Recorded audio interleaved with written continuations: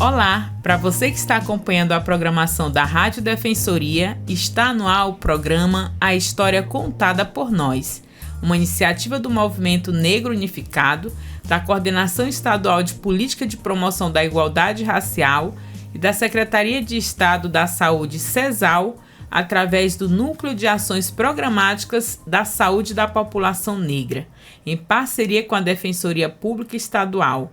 Na apresentação, eu, Antônia Pedrosa.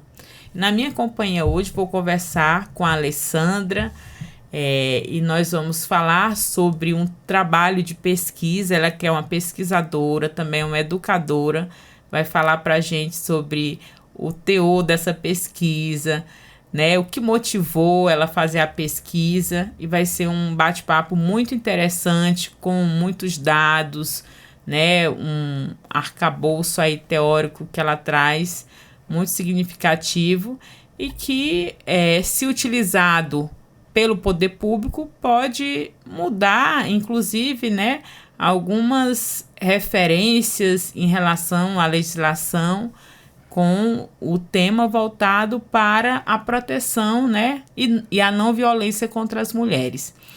Então, seja muito bem-vinda, Alessandra. Obrigada, Antônia. Boa tarde a todos. Quero agradecer o convite para estar aqui no programa História Contada por Nós, e espero que o nosso bate-papo seja bastante produtivo e inspirador para a população de Roraima, né, sobre direito de gênero, né, das minorias, e é isso.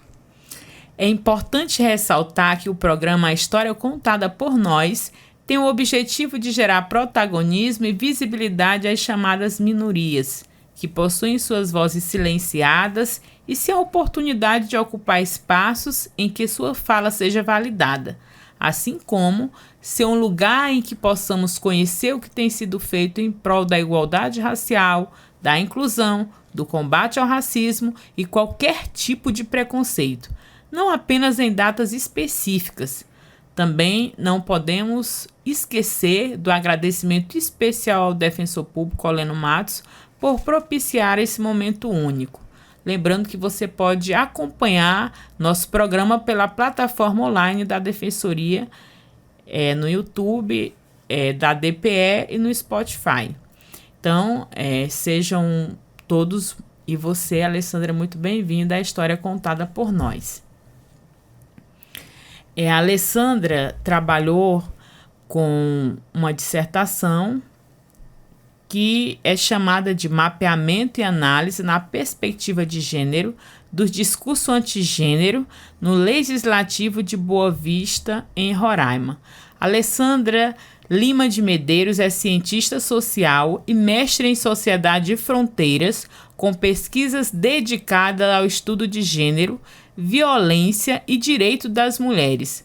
Sua trajetória acadêmica reflete um compromisso com a análise crítica das estruturas que perpetuam desigualdades, especialmente as relacionadas à violência de gênero e sistema de opressão. Nos últimos anos, expandiu suas investigações para explorar a intersecção entre política e religião, buscando compreender como essas dimensões influenciam dinâmicas de poder, controle social e resistência. Ela acredita na força da pesquisa engajada e na importância de desnaturalizar hierarquias que marginalizam corpos e subjetividades. Então, Alessandra, como nós já falamos aqui, você se dedicou, se debruçou ao longo mais intensificamente de 2 anos a fazer essa pesquisa, esse mapeamento. Conta pra gente, Alessandra, o que te motivou, então, a fazer um estudo mais intenso sobre esse tema? Olha, Antônia, eu lembro exatamente o que me motivou. Eu estava na minha sala de estudos do meu programa de mestrado e eu descobri, através de uma lei que eu encontrei na internet, né? Essa lei, ela proibia a menção de gênero nas escolas de Boa Vista, Roraima. Então, ela era uma lei municipal que foi aprovado em 2022, mas quando eu encontrei esse projeto de lei, ele era de 2017, da autoria de alguns vereadores, e aquilo começou a me intrigar, né? Eu comecei a descobrir a partir dali que gênero era censurado dentro das escolas, e depois eu descobri que tinha lei estadual também. E aí eu fui ler essas leis, né? A justificativa delas, quem era o ator político por trás, o partido. E eu descobri um teor muito religioso, muito moralista, com a intenção de um discurso de proteger as crianças, embora a gente saiba que Roraima lidera já há muito tempo o ranking nacional de estupros, né? Então aquilo me intrigava bastante, né? Como que as escolas podem abordar temas como feminicídio, Lei Maria da Penha, sem poder mencionar o gênero, né? A categoria gênero. Então, a partir dali, eu comecei a fazer essa investigação, que se desdobrou por mais de 2 anos, né? E eu vi a necessidade de inserir essa intersecção de religião e política para eu compreender o que se passava por trás da intencionalidade daqueles atores políticos. Foi aí que eu comecei a fazer levantamento e mapeamento de todas as leis que mencionavam gêneros aqui no arcabouço jurídico de Roraima, né? Então, eu fiquei aí nos 2 portais, né, em busca de todas as leis que mencionam gênero para analisar como um todo o arcabouço jurídico, para ver se de alguma forma isso demonstra alguma relação com esse alto índice de violência aqui no estado. Alessandra, mas só para que as pessoas que vão ouvir depois o programa, né, possam compreender. Eu acho que é importante você falar na perspectiva de gênero, o que é gênero, né? Fazer um pouco esse resgate para que as pessoas compreendam, porque nós sabemos que aqui na sociedade existe um deturpamento muito grande em relação a algumas palavras, principalmente se relacionadas ao gênero feminino, né? Como gênero mesmo. E aí tem algumas palavras que foram, inclusive, inventadas, que eu posso dizer fundamentada, né? E pautada, por exemplo, no estudo e na ciência, elas não se... ela não existe, na verdade, né? Sim. Aqui... Como, por exemplo, né, que aí polariza, viraliza, né, principalmente em épocas eleitorais, o discurso, né, de ideologia de gênero. Então, eu acho que é importante você trazer um pouco o que é gênero, falar um pouquinho se existe ou não ideologia de gênero e como que essas relações elas vão tomando conta do imaginário social e que aí vai acarretar em leis que vai prejudicar, né, na ponta, como, por exemplo, você traz um dado aí que o Estado há muitos anos desponta sempre ali entre os 5 primeiros, às vezes está em primeiro lugar, às vezes entre os 5 primeiros, na questão da violência sexual contra crianças e adolescentes, que a maioria dessas crianças abusadas são meninas, ou seja, do gênero feminino. E aí a gente vai vendo, né, Ale? Antônia, você tem razão. É muito importante falar sobre isso, né? Tem uma confusão deliberada entre o conceito de gênero e o termo ideologia de gênero. É muito importante a gente explicar para a população que ideologia de gênero ele não é um conceito que é trabalhado dentro da universidade, por exemplo. Ele não é um termo científico, ele é um termo utilizado estrategicamente e politicamente para mobilização, seja de voto, seja de discurso, seja de quando se trata de legislação. Então, esse termo ele foi ali inventado em meados dos anos 90, né? Ele é de matriz católica, ou seja, existiam, né, as conferências, principalmente a Conferência de Pequim, e chegou um momento que a discussão sobre os direitos humanos, ela necessitava de uma palavra que abrangesse para além da mulher, né? Uhum. Então, a palavra gênero foi escolhida nesse sentido, já era usada dentro da universidade, né? Já era usado na ciência, gênero, e ele seria para substituir o termo mulher. E aí, a partir dali, houve uma reação muito forte do Vaticano, da Igreja Católica, né? Que começou a nomear de forma pejorativa, vamos dizer, esse termo, né? Esse conceito. Inicialmente, eles chamaram de teoria do gênero, depois eles chamaram de ideólogos do gênero, até que se cunhou aí esse termo, ideologia de gênero, que pegou e saiu ali daquele cenário de deliberação de direitos humanos para ir para o campo da política. E hoje a gente vê, né, que ideologia de gênero está nas leis. Olha o quanto que se expandiu, né? Saiu ali de uma deliberação internacional ligada à religião para ir para o campo político. Então, é importante a gente falar sempre que não existe ideologia de gênero. Ele é um construto utilizado muito nos discursos políticos para causar esse terror de que as pessoas estariam aterrorizadas pelo termo, né, no sentido de retirar-lhe os direitos das outras pessoas, né?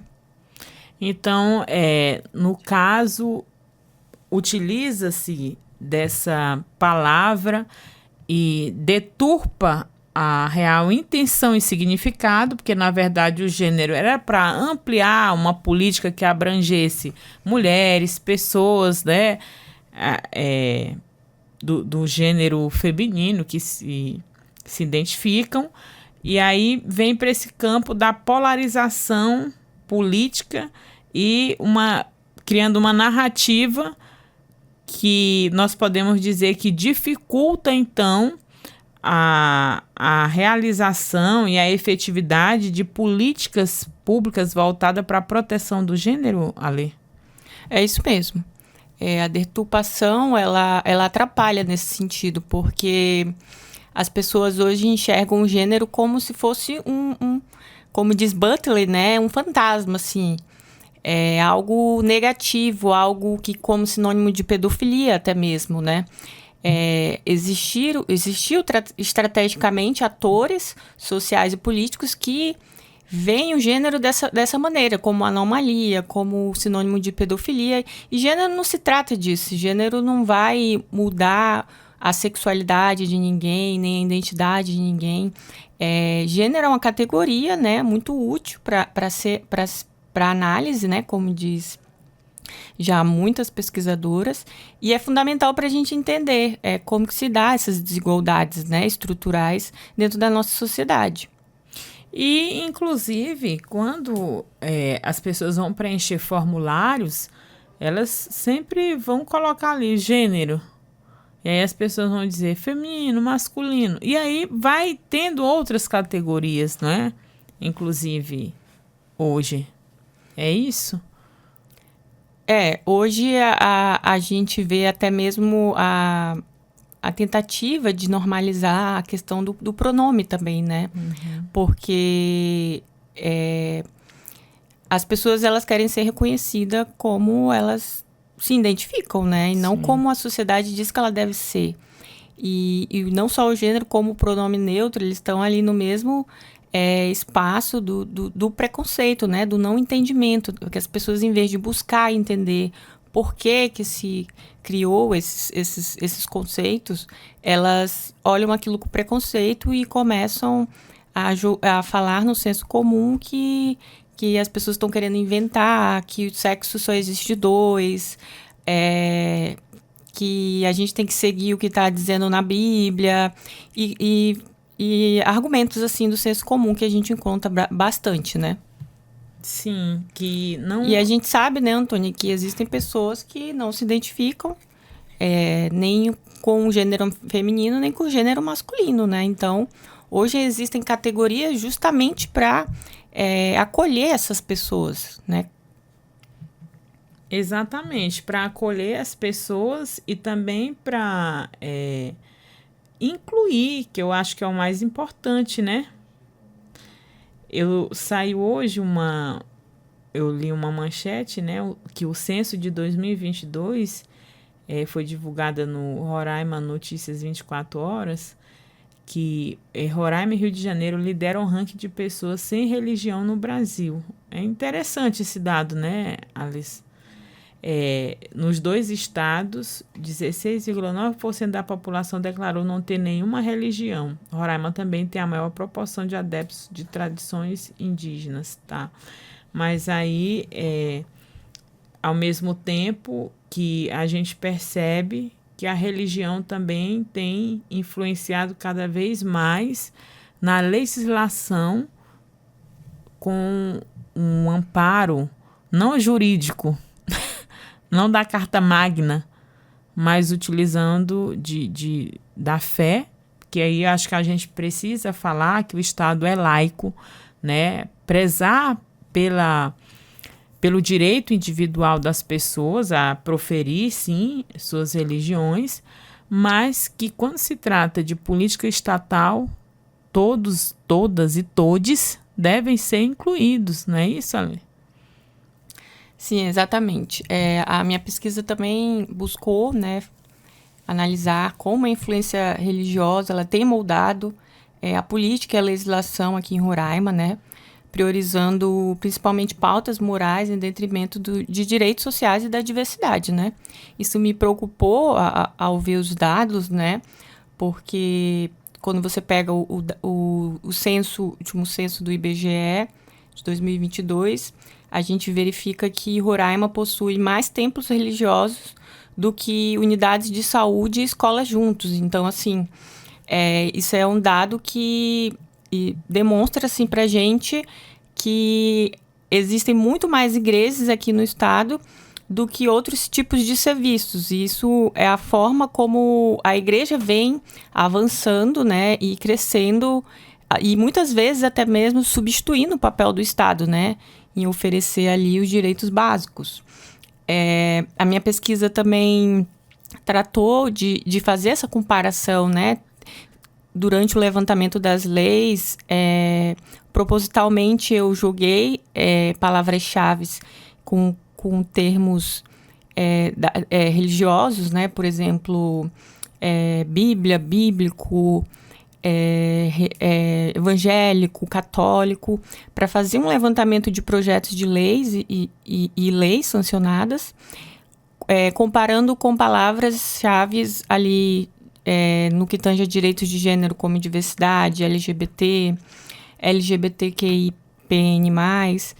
E os resultados foram assustadores, assim, Antônia. É como se eu tivesse encontrado 20 projetos de leis com temas religiosos e 0 para a categoria LGBT ou diversidade. Então, isso é a prova de que, de fato, aqui nós estamos priorizando muito mais essas pautas morais do que os direitos sociais no que tange à diversidade, né? Eu encontrei poucas leis para a comunidade LGBT, né? E encontrei também muitas leis no sentido de censura, no sentido de antigênero mesmo, né? Eu trouxe até algumas aqui para a gente falar um pouco delas, né?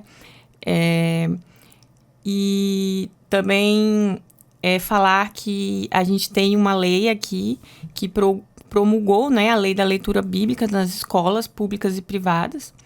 E essa lei já vigora desde 2017, coincidentemente, na mesma época quando apareceu o primeiro projeto de lei proibindo a menção de gênero nas escolas de Boa Vista, Roraima. Então, você vê qual é a preferência mesmo, né? No mesmo ano que eles promulgaram essa lei da leitura bíblica, eles proibiram a menção de gênero dentro das escolas com forte teor punitivo, até mesmo para os professores, né? E o que é bastante preocupante. E é interessante porque nós estamos no mês da visibilidade LGBTQIAPN+. Então, essa data ela surgiu a partir de um ato de violência policial que se deu em Nova York, nos Estados Unidos, no dia 28 de junho de 1969, quando a polícia invadiu um bar conhecido por ser o ponto de encontro da população LGBT da época. Mesmo com a ação policial, as pessoas resistiram à repressão. Assim, a data virou um marco para a visibilidade e resistência dessa. Aí a gente fala minoria social, né? Mas a gente sabe que quando a gente fala de minoria é porque cada vez mais essa comunidade LGBTQIAPN+, elas são colocadas à margem, né, da sociedade como se não existissem.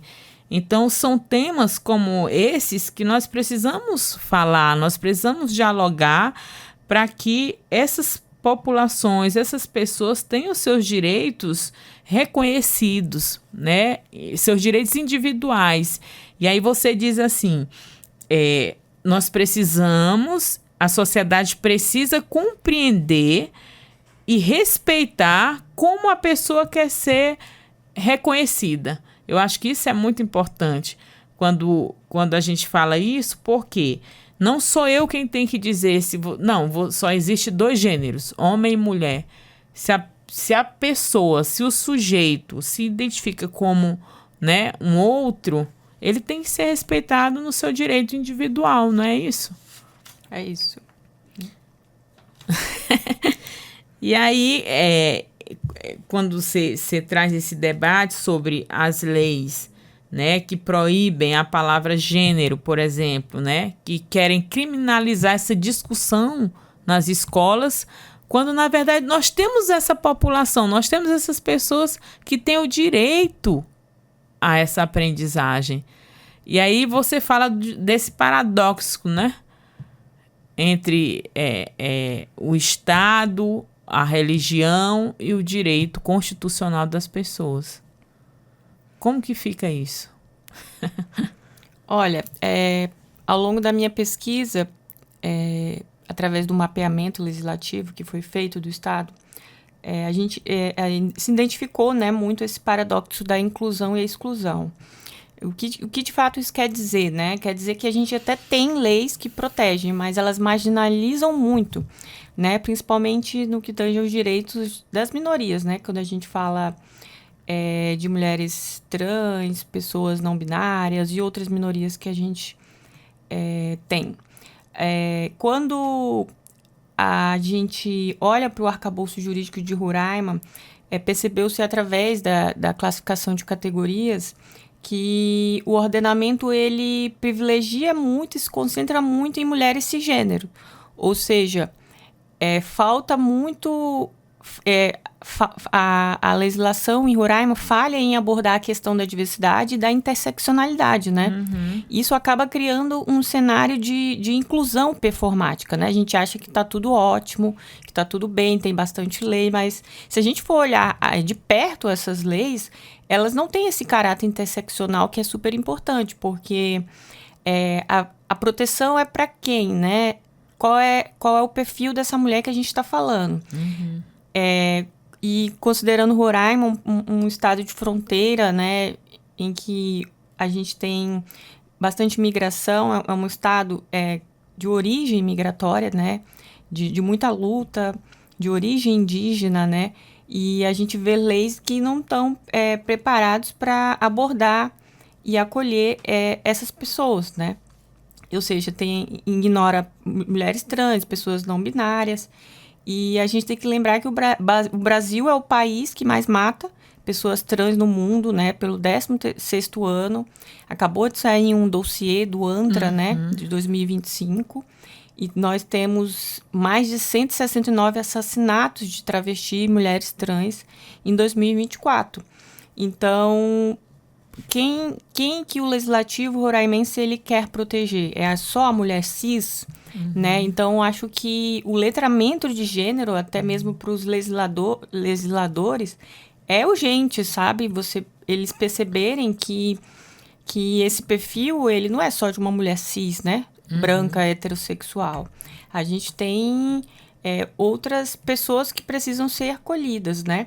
Quando a gente olha a legislação, de todas as leis que foram levantadas, eu chamei no trabalho como constitucionalização simbólica, né?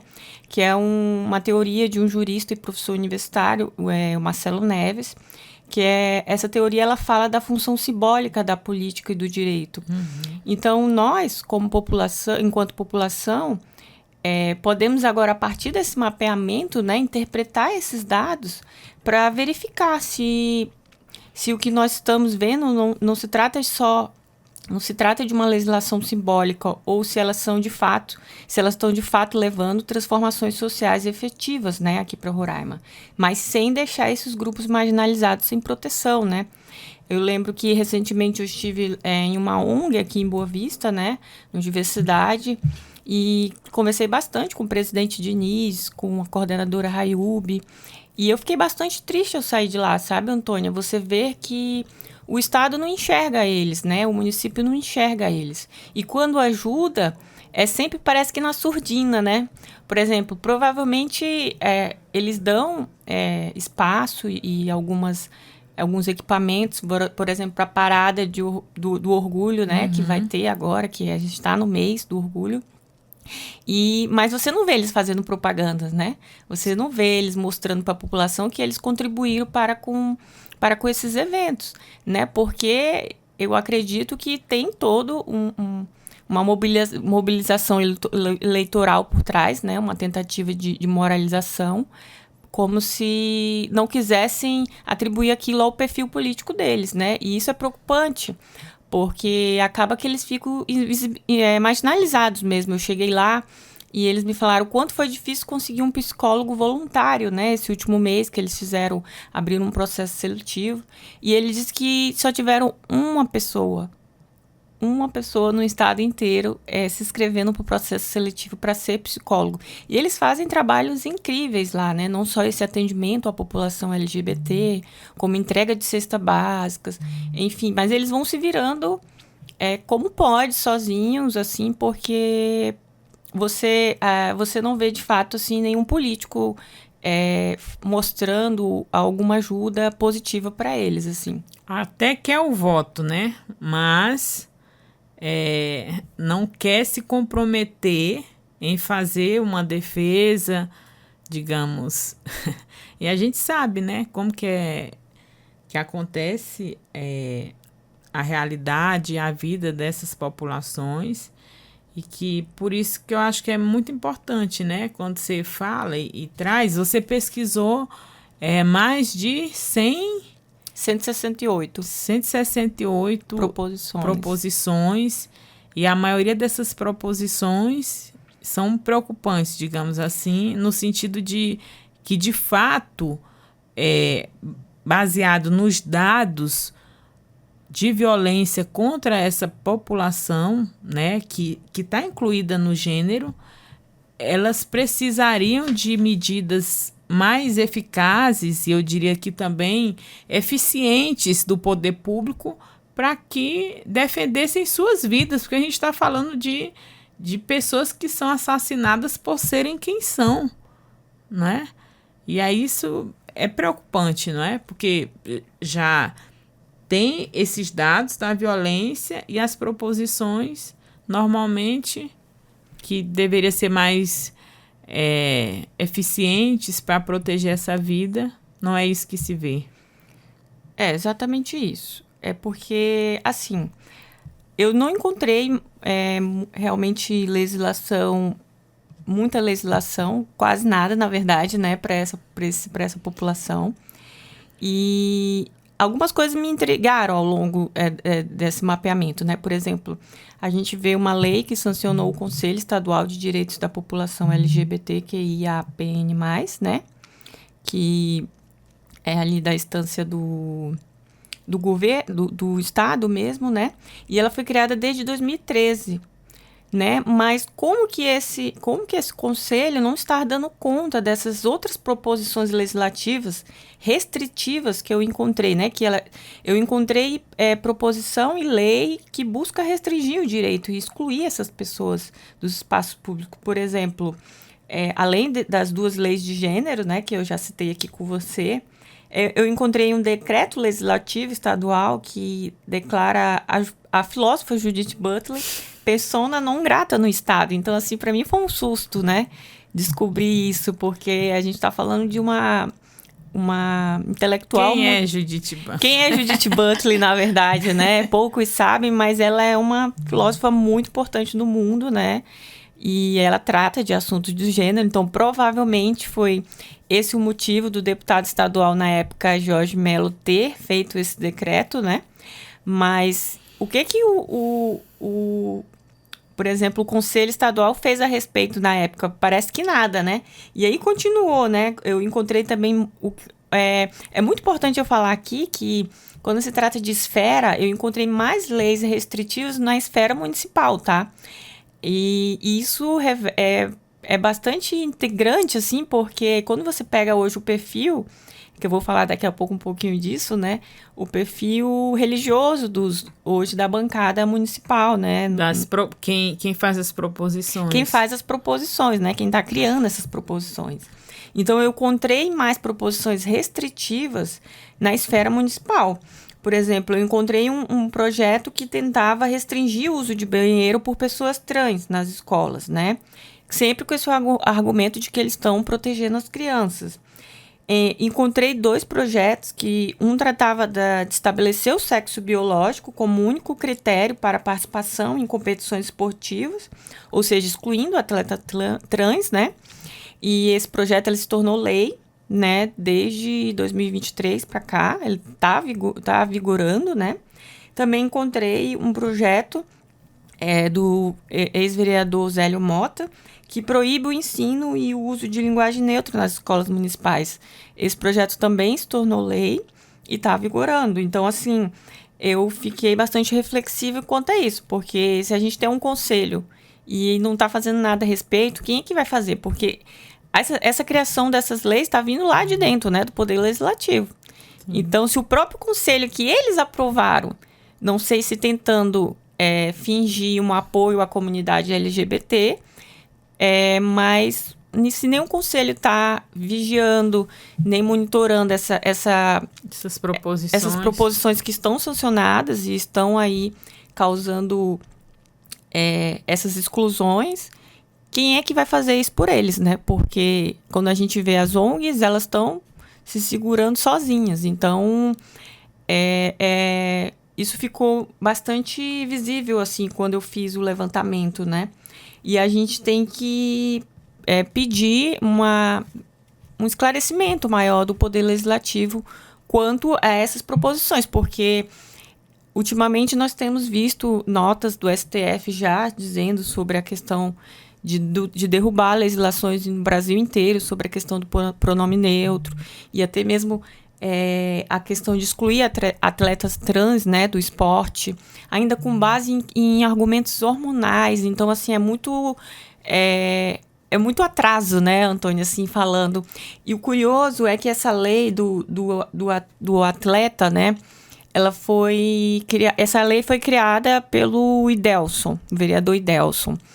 E aí eu encontrei, e foi algo até intrigante na época, uma indicação dele para um ambulatório para pessoas trans. Aí eu fiquei assim... Contraditório um pouco a ação desse... Dá com a mão e pega com a... Aí depois eu fui ver que talvez... Um dia eu fico curiosa até para entrevistar o Idelson para saber, né? O que ele passou pela cabeça dele. Porque como que ele proíbe em alguns espaços, mas aí tenta criar um ambulatório a nível municipal. E aí o mais triste é que isso foi arquivado e... Isso foi bem recente, tá? O ambulatório não foi para frente. Não foi para frente o ambulatório. Não vai para frente. É muito difícil na esfera municipal, pelo que eu vi. Então, a gente tem que ir lá e cobrar deles. Por que foi arquivado, né?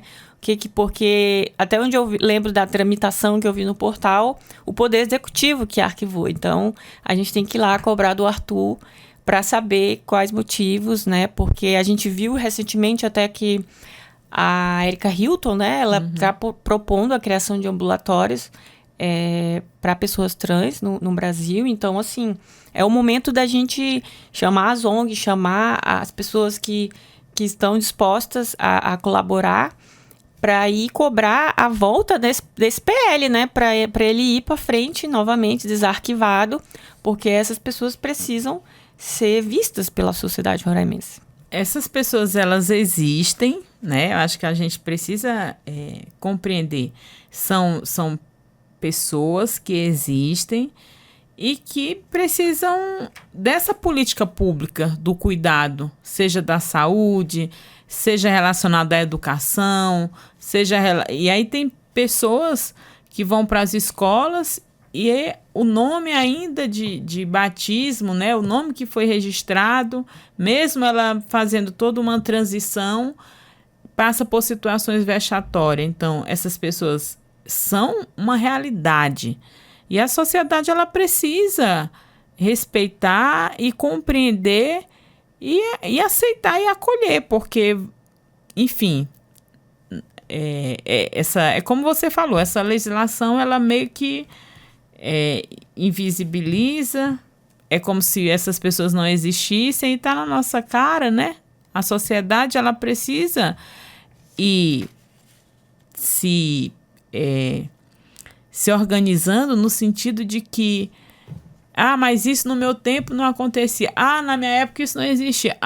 Quer dizer, a gente não pode ficar preso a esse discurso arcaico, né? Discurso conservador. Conservador, né? E fingir, porque em todas as famílias a gente tem essa diversidade. Nós temos pessoas, se não tem na família, mas tem amigos. Então tem pessoas conhecidas, e eu acho que é sobre isso, essa sociedade que é diversa, que é plural e que dentro dessa diversidade, sendo do gênero que se identifique, são pessoas. É isso mesmo, Antônia. Isso me fez lembrar, sua fala me fez lembrar de um sociólogo chamado Almeida, né, que ele fala que a sociedade brasileira, ela até lida bem com uma questão por exemplo, você ter um familiar que seja gay, enfim, uma familiar que seja lésbica, dentro do seu próprio seio ali familiar. Mas quando se trata do espaço público, quando se trata das questões do Estado, tem um conservadorismo muito forte, né? E a gente está vendo isso. Tá vendo isso de perto, assim, aqui na região norte, né? Como você disse, hoje saiu o dado, né, mais atualizado do IBGE, e a região norte, por exemplo, é a região mais evangélica do Brasil, né, com 36,8% da população aí se declarando evangélica.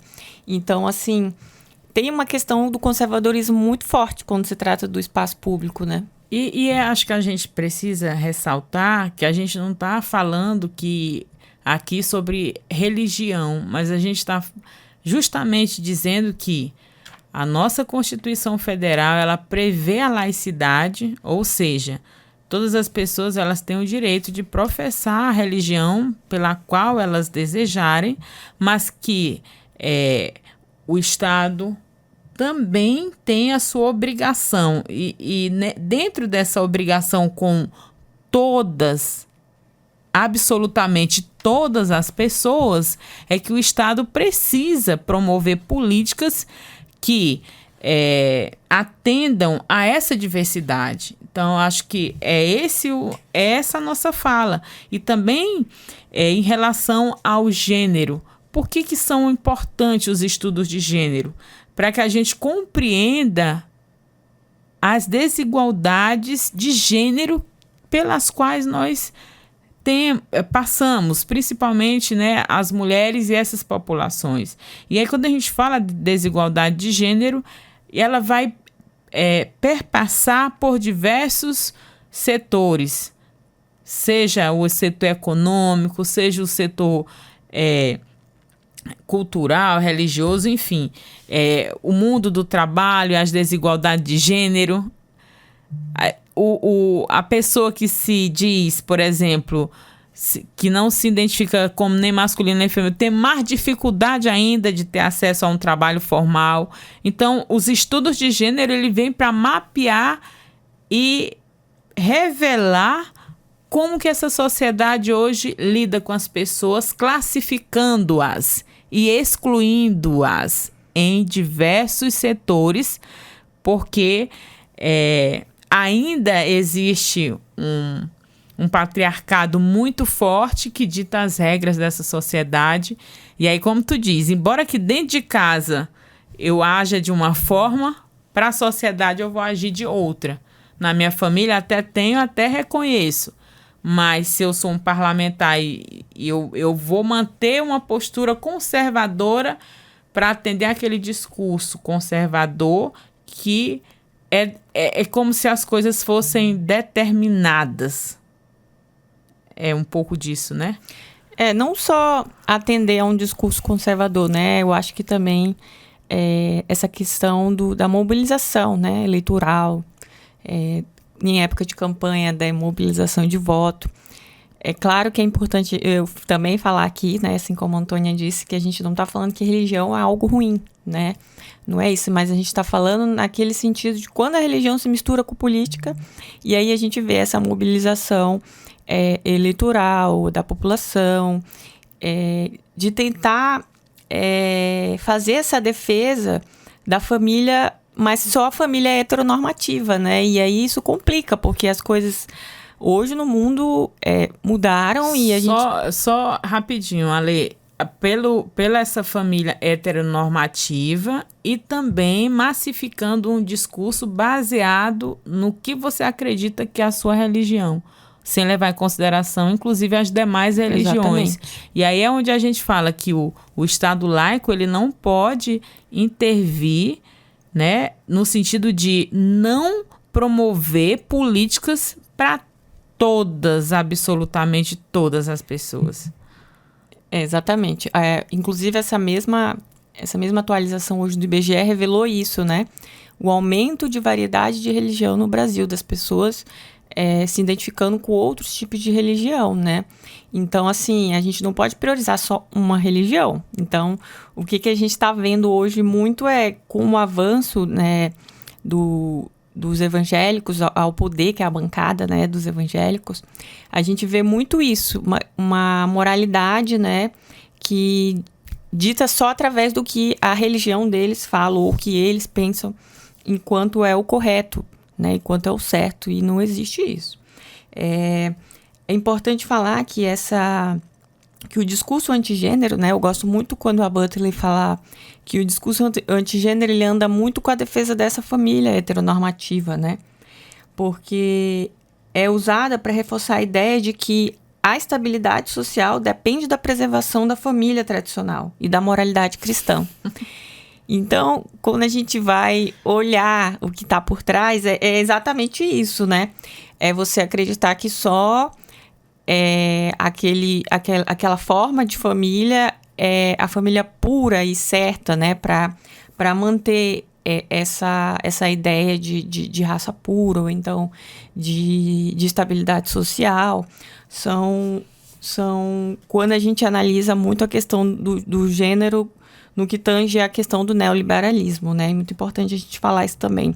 E talvez seja por isso, né, que as igrejas elas estão avançando e se ocupando, às vezes, muito desses espaços que o Estado deveria estar oferecendo para a população, porque o que acolhe a gente, né, afaga a gente, né, Antônia, em momentos de desespero? A igreja, né? A fé, né? A igreja entra muito nesse papel, às vezes, oferecendo ali. Você vai ver hoje as igrejas têm serviço social, tem psicólogo, tem uma série de trabalhos que elas oferecem para atender essas populações. E isso era onde o Estado deveria estar investindo, mas aí atuando, e aí, né? E aí dentro do espaço que é para ter leis que amparem a diversidade dessa população, você vê o contrário. Aí entra esse paradoxo, né? De quem deveria estar promovendo. E ao mesmo tempo que claro, nada contra as famílias, né? As famílias tradicionais, heteronormativas, mas a gente precisa também levar em consideração a realidade hoje, como, por exemplo, 40% das famílias são chefiadas apenas por mulheres. Cadê o homem dessa família, né? Já que é para preservar. A gente não... Algumas questões sociais vêm se moldando ao longo do tempo. E por que essa família não está mais ali composta né, pelos dois responsáveis. São diversas questões que não cabem a nós. Coube, né, ao casal, digamos assim. Mas é isso, eu acho que é levar em consideração hoje a diversidade de arranjos familiares, a diversidade de pessoas e reservar, né, baseado na nossa Carta Magna, o direito a quem dele deve, a ele deve atender.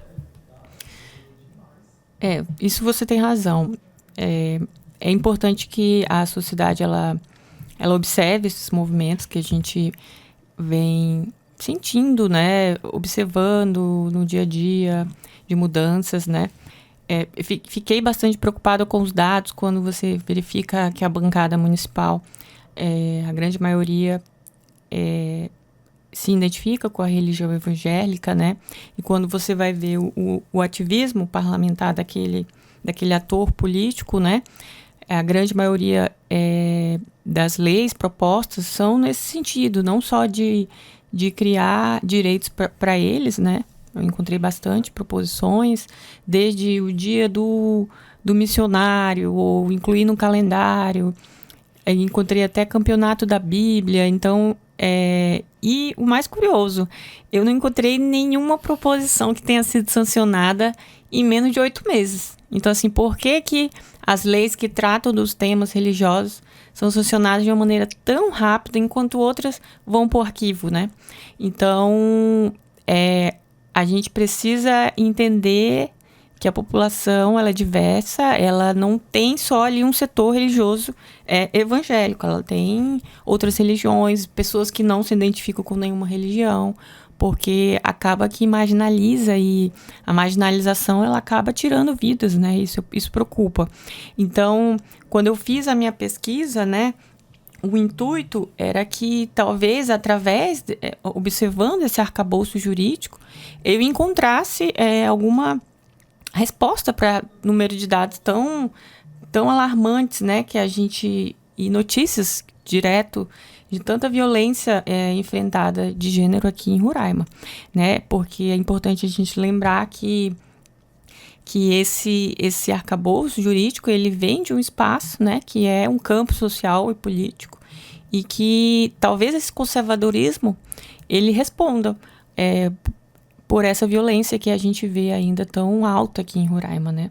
Porque que as mulheres, pessoas trans, gays, lésbicas, enfim, pessoas de todas as identidades ainda enfrentam essa marginalização, violência, não inclusão, e porque talvez esteja dentro desse campo tão conservador que a gente encontra, até porque as leis estão sendo feitas por eles, né? E uma coisa também que nós precisamos deixar muito nítido, aqui ninguém está dizendo que evangélico ou católico ou de umbanda não devam ser candidatos, não devam ser parlamentares. Podem ser, sim. O que nós estamos dialogando aqui é que, independente da sua religião, ao ser representante, ao ser promovido pelo voto popular como representante, o que deve reger a sua legislatura são a lei maior que nós temos, que é a Constituição Federal, que é a demanda social, levando em consideração toda a diversidade.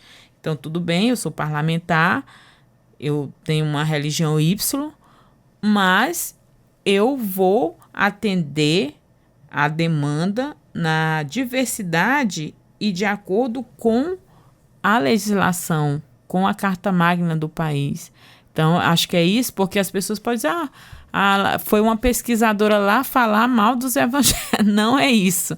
Então, acho que é importante a gente pontuar o que a Alessandra traz, que foi fruto de uma árdua pesquisa que os pesquisadores sociais fazem e que é muito importante para balizar e para fazer refletir do porquê essa parte dessa população ainda sofre de tanta violência, como poderia ser e quem está na representação política e o porquê de aprovar leis que, de certa forma, impedem o acesso dessas populações e, ao mesmo tempo, outras proposições de cunho mais particular têm uma aprovação em tempo recorde, né?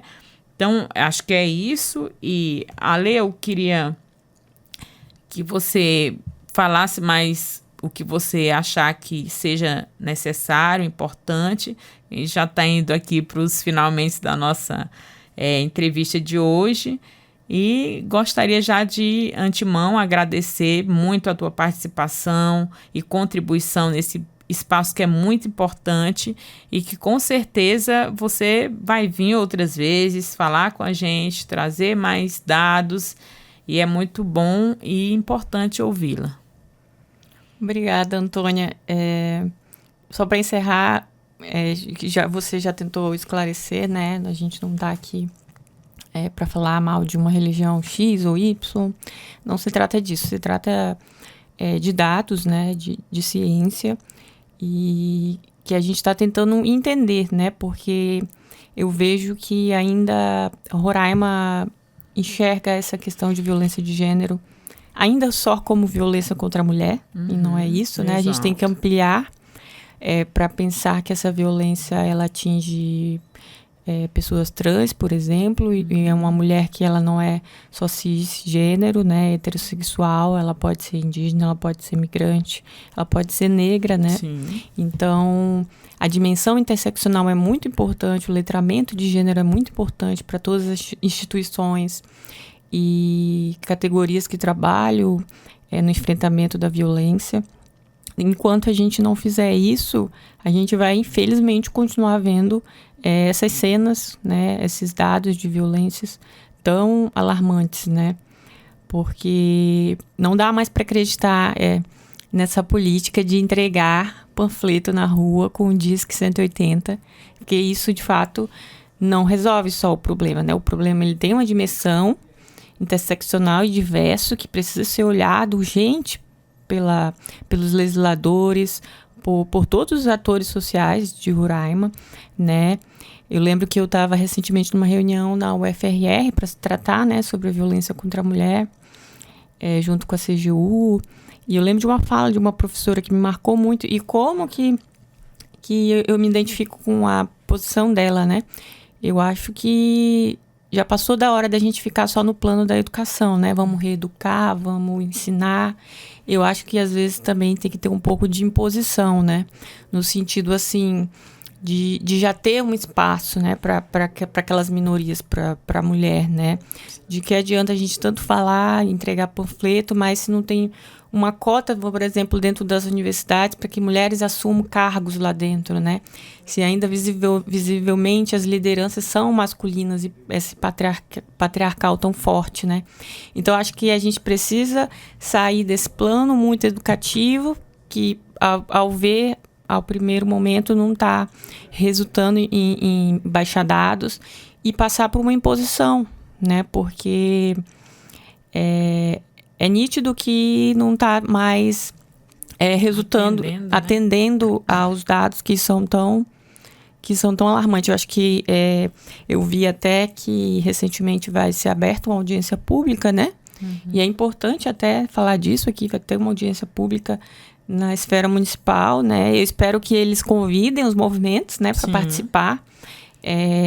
Até porque eu já estou falando aqui, né, que a gente não encontra nas legislações esse letramento de gênero, essa dimensão interseccional. Então, chame os movimentos, chame os observatórios, os pesquisadores, professores, para que eles possam falar e mostrar o que é isso que a gente está falando, o que é isso interseccional, né? O que é isso dessa dimensão mais ampla. Então, seria muito importante nesse aspecto, né? Ouvir a opinião dessas pessoas que estão aí há anos debruçando, que trabalham dia e noite para tentar mudar essa realidade, né? Porque a pesquisa acadêmica, ela pode ser uma denúncia também, né? Sim. Ela pode ser uma amostra de dados que ninguém estava vendo, que ninguém tinha ainda estudado, né? Então é isso. Eu quero agradecer o convite, o espaço para falar um pouco da minha pesquisa, né? E mostrar que eu estou aqui através da ciência, né? Para ajudar, né? Para tentar resolver, porque a gente fica bastante comovido, né? Quando vê... eu mesma já sofri violações, né? Por ser mulher. E a gente sabe o peso que isso é na vida de uma pessoa, né, Antônia?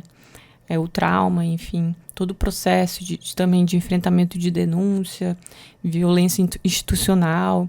Então, a gente precisa dar um espaço para a ciência também, né? Não só para visões conservadoras. Exatamente. Então, mais uma vez, muito obrigada, Alessandra, pela sua contribuição, pelos dados, pelo diálogo baseado na ciência, né? Você que é uma pesquisadora que se debruçou sobre esse tema, que quem tiver interesse e ouvir o programa, que use, né, para fazer proposições de mudanças, que eu acho que é isso. Precisamos mudar esses dados porque ninguém está conformado com a violência que assola a vida das pessoas, né? Principalmente das mulheres, das pessoas LGBTQIAPN+. Então, medidas precisam ser tomadas a fim de proteger a vida de meninas, mulheres e da população LGBT em geral. Então, um agradecimento especial também para você que nos acompanha através das plataformas digitais da Defensoria Pública. Muita gratidão. Lembrando que o programa História Contada por Nós tem como objetivo falar sobre todos os assuntos que nos atravessam enquanto pessoas negras, mostrando os dados, identificando as causas, pois só assim poderemos avançar rumo à igualdade racial e por uma sociedade sem nenhum tipo de preconceito. Uma iniciativa do Movimento Negro Unificado, da Coordenação Estadual de Política de Promoção da Igualdade Racial e da Secretaria de Estado da Saúde, CESAL, através do Núcleo de Ações Programáticas da Saúde da População Negra, em parceria com a Defensoria Pública Estadual. Até a próxima. Afroabraços.